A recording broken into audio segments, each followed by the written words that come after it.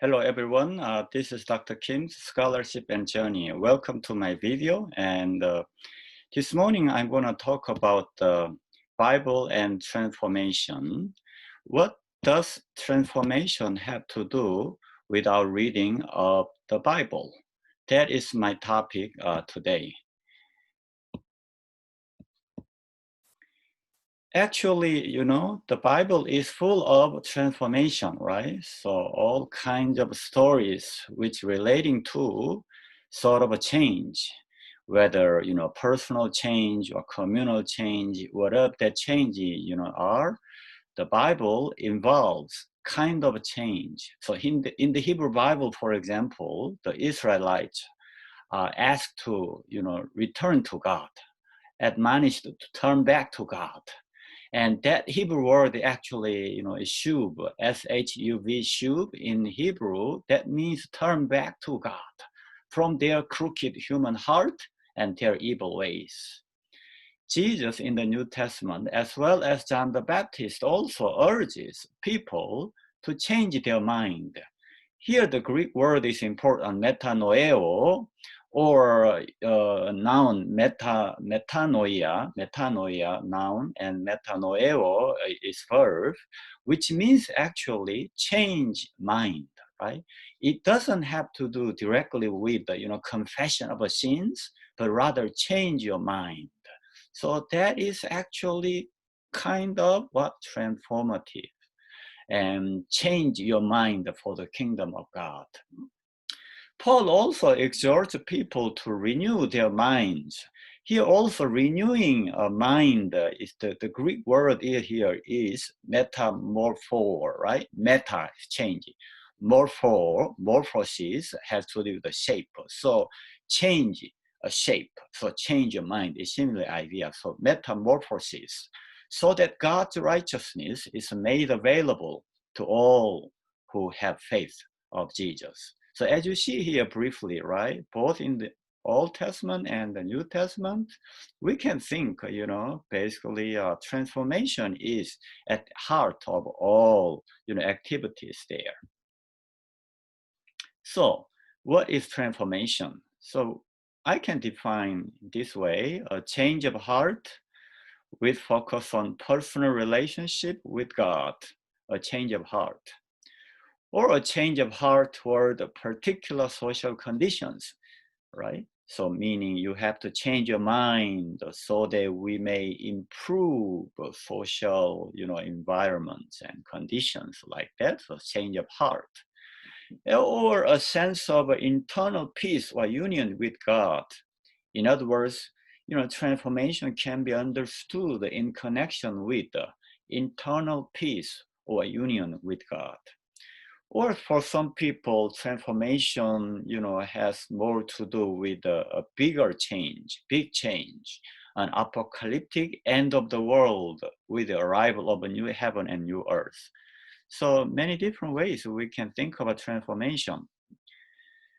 So the question is, when we read the Bible with the idea of a transformation, right? The question is, while all transformation is a change, but not all change is ideal or desirable, So what is transformation? What kind of transformation occurs when we read the Bible? From what to what? How can we balance different and difficult life experiences in our lives? Who or what is being changed, or who or what are we changing? What does transformation look like if it happens to self, neighbor, and God? What roles do these subjects play in transformation? What degree of change might be considered transformative? Are all transformative aspects equally valid in all situations? What is the method to get there? So as you see here, right, the topic of transformation is really broad. It's not easy to just, just pin down. But in my view, I came to the idea of holistic human transformation. So in a way, this is my distinctive idea. I do not see anywhere else this idea, but it just came from me and my experience and my research. Okay, so holistic human transformation. It is not a status change of one kind to another. Usually we think this way, a linear change of, for example, from caterpillar to a butterfly, but I'm thinking of a constant dynamic or cyclical change of human attitude and sense of identity, which makes holistic transformation possible.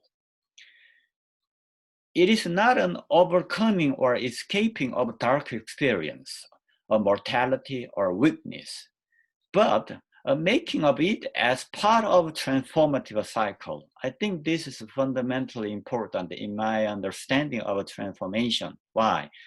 Even if we have a so-called dark experience, that may be a turning point for us to move on with God's grace. And the human transformation, holistic, is not an individual or psychological change of inside only, okay, inside only. So that is most people think that way, right? Transformation happen only inside. But for me, holistic human transformation is an inseparable dynamic change involving self, neighbor, and God. These are really key words for me, involving self, neighbor, and God, and also between inside and outside of self. Human transformation is not the transcendence of time and space, but the immanent transcendence in the midst of life. So this is another aspect of my, version of a transformation. Transformation is not only, somewhere outside, transcendentally, but here, right, in the midst of life, with me, in the world, among people.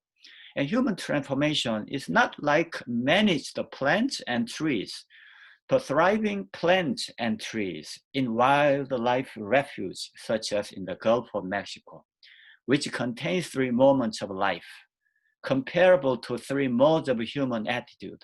You know what, actually years ago, I visited the Gulf of Mexico, right, nearby, Texas, somewhere there, and wildlife refuge. And I observed the nature. It's just beautiful. I just observed the three different kinds of moments, even in the nature. So I compared them to three modes of human attitude. Merciless storms making fertile soil, right, in nature. That comparing to a mode of I am no one, right? So sometimes we may go through difficult life experience, thinking that I'm nobody, I'm no one. Also, sometimes in the nature, there is the sunny, breezing days, good days for growing plants, right? Sun is there, it's good for growing plants. So likewise, in our life, we may have a mode of I am someone, right? Self-dignity, so I'm somebody, someone. But at the same time, the nature, there's another moment, the warm spring joys of giving abundant life for visiting fishy and birds for food. In other words, there is kind of a good days, spring days, joyful days, giving abundant life for other things, fish and birds. That is a mode of I am one for others, right? So we are existing or living not for myself only, but we are existing because who we are, like in African culture, Ubuntu, right? I am because we are who we are. I am because you. So these three modes of human attitude, right? I am no one, I am someone, I am one for others, can be identified in some biblical stories, even in our own stories. That's how I think about holistic human transformation. So for example, we can think about, a beautiful story of Hannah, right? So Hannah, and she will bear eventually Samuel, right? So all the story about Hannah in the Old Testament. We can think about three modes of, attitude, in her life, right? So first stage, we can think of, her experience with I am no one. because she was not welcomed, somehow by other women, and she did not have a child. So somehow she got in trouble because she felt that she's ignored somehow, even though her father, I mean her husband says you are important, you are fine, but she didn't feel well because of her other people, right, in her household. So in the mode of I am no one, right, she struggles with God, with neighbors. So this is time that she's feeling I am no one, right? A lot of pain there, a lot of grief there, just loss of sense or identity.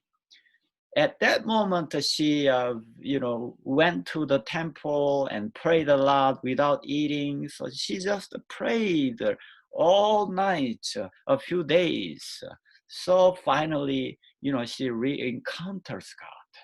She realizes that God's love is still there, right? She finds herself, right, through her dark experience. So that is a mode of heteronomy, right? Heteronomy means rule by other. Heteros means other. Nomos is rule. So heteronomy word means ruled by other. So here, ruled by God. So she is ruled by God. She is helped by God. She is re-energized by God.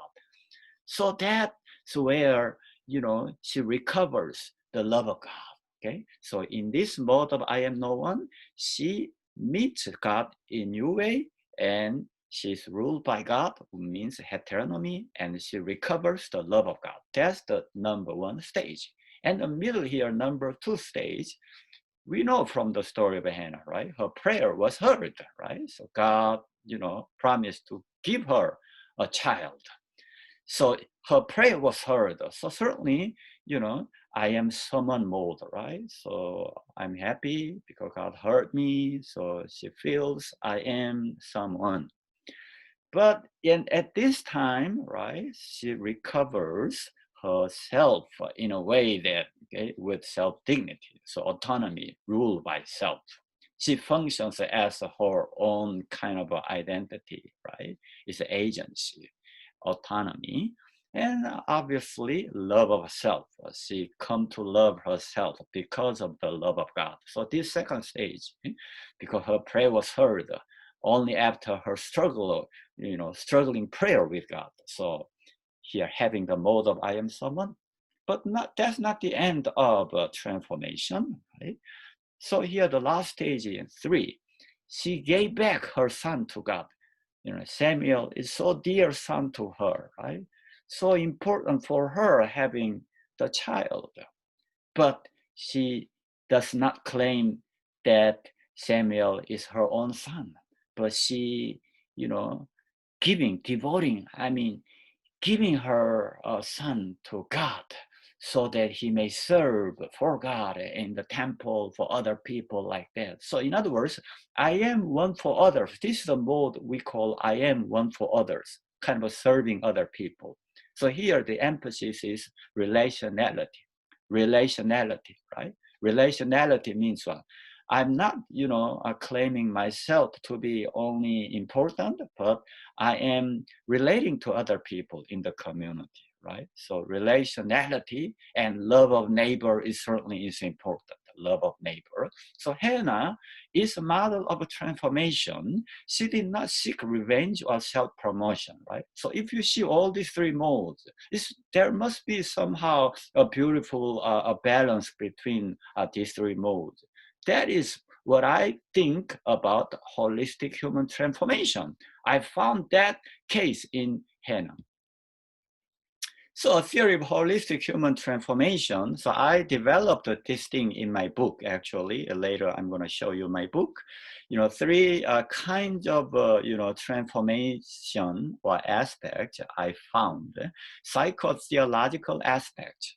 That is a balance between I am no one, I am someone, and I am one for others. Okay, I explained to you in the case of Hannah, right? Psycho-theological aspects. with her own experience of I am no one, I am someone, I am one for others, right? Certainly, we can see Hannah's experience that way. There's also another aspect of a transformation, which I'll call ontological theological aspects. Ontological, right? Existence. Ontological aspect means we exist as a humans, right? With certain mode, okay? Heteronomy means ruled by others, ruled by God.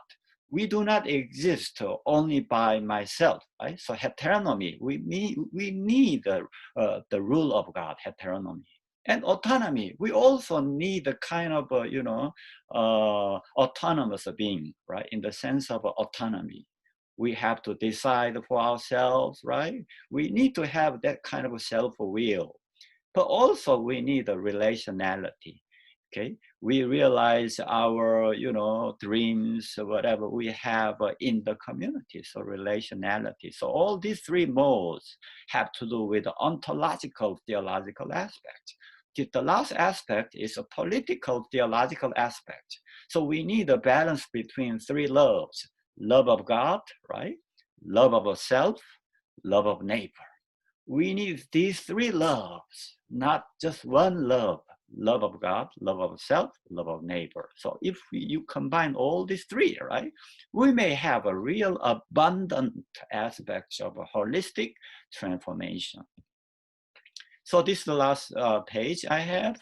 Years ago, actually, I think 2013, I published the book called A Transformative Reading of the Bible. The subtitle here is Explorations of Holistic Human Transformation. Okay, so things that I have talked this morning actually is based in this book. Okay, so in this book, I'm talking about the transformative experiences of Jesus and Paul and Markan Gospel and so forth. So I invite you to not only read this book, but also explore your own experience of transformation. So I am challenging you to read the Bible transformatively.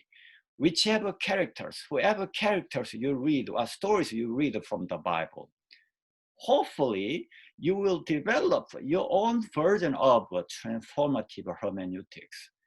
That's what I wanted to share with you. Thank you for watching and see you next time. Bye-bye.